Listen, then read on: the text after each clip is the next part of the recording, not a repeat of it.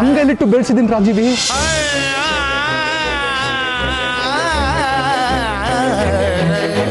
ಮಗ ಅನ್ನೋ ಮಮಕಾರದ ಜೊತೆ ಶಿಸ್ತು ಕಲಿಸಿ ಕಾಪಾಡಿದ್ದೀನಿ.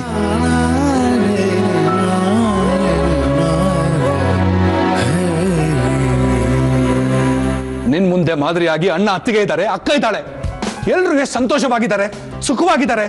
ಅವ್ರನ್ನ ನೋಡ್ಕೊಂಡಾದ್ರು ಕಲಿಬಾರ್ದ? ಜಾನಕಿ, ಇನ್ನು ಮುಂದೆ ಅವನು ತಪ್ಪು ಮಾಡೋದಿಲ್ಲ, ಸುಮ್ಮನಿರಪ್ಪ ಸಾಕು. ನಾನು ಅವನಿಗೆ ಹೇಳ್ತೀನಿ.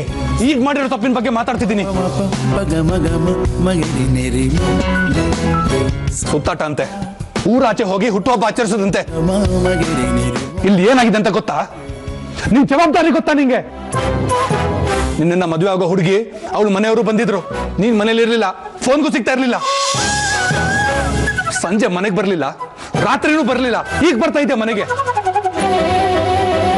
ಆ ಹುಡುಗಿ ಎಷ್ಟು ನೊಂದ್ಕೊಂಡಿರ್ತಾಳೆ, ಎಷ್ಟು ಗಾಬರಿ ಆಗಿರ್ತಾಳೆ.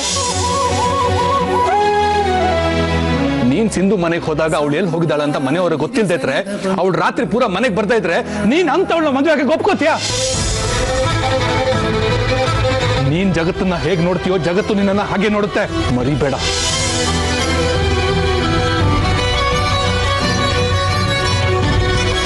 ಶಿಸ್ತಿನಲ್ಲಿ ಬದುಕೋದು ನಿನ್ಗೊಬ್ಬರಿಗೋಸ್ಕರ ಅಲ್ಲ, ಮತ್ತೊಬ್ಬರಿಗೋಸ್ಕರನೂ ಮುಖ್ಯ. ಅಪ್ಪ ಎಷ್ಟು ಟೆನ್ಷನ್ ಮಾಡ್ಕೊಂಡಿರೋ ಗೊತ್ತೇನೋ ನಿಂಗೆ?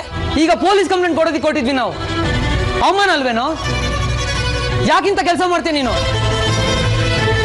ಹೋಗ್ಲಿ ಬಿಡ್ರಿ, ಅವನೇನ್ ಬೇಕು ಅಂತ ಮಾಡಿರೋದಿಲ್ಲ. ಹುಡುಗರು ಪೇಪರ್ ಬಂದಿತ್ತು ಅಂತ ಹೇಳಿ ಹೋಗ್ಬಾರೋ ದಾರಿಲಿ ಹೋದ್ರೆ ರಸ್ತೆನೂ ಬ್ಲಾಕ್ ಆಗುತ್ತೆ, ಜೀವನನೂ ಬ್ಲಾಕ್ ಆಗುತ್ತೆ. ಪರ್ಮನೆಂಟ್ ಆಗಿ ಇವನ್ ವ್ಯಕ್ತಿತ್ವದ ಮೇಲೆ ಒಂದು ಬ್ಲಾಕ್ ಮಾರ್ಕ್ ಬೀಳುತ್ತೆ. ರಾಜೀವಿ, ಈ ವಿಚಾರದಲ್ಲಿ ಅವನಿಗೆ ಯಾರು ಸಪೋರ್ಟ್ ಮಾಡೋದು ನನಗೆ ಇಷ್ಟ ಆಗಲ್ಲ. ತಪ್ಪು ಮಾಡಿದ್ದಾನೆ, ಪಶ್ಚಾತ್ತಾಪ ಪಡಬೇಕು ಅಥವಾ ಶಿಕ್ಷೆ ಅನುಭವಿಸಬೇಕು.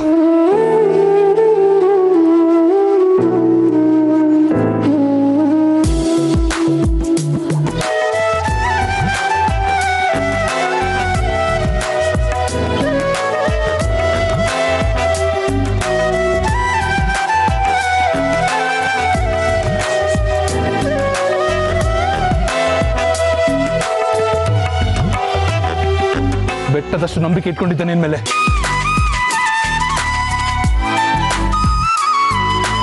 ಎಲ್ಲದನ್ನು ಕಳ್ಕೊಳ್ಳೋದು ಮಾಡ್ಬಿಟ್ಟೆ.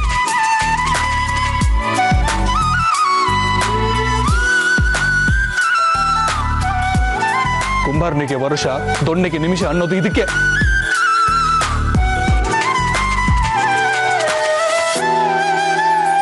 I am sorry.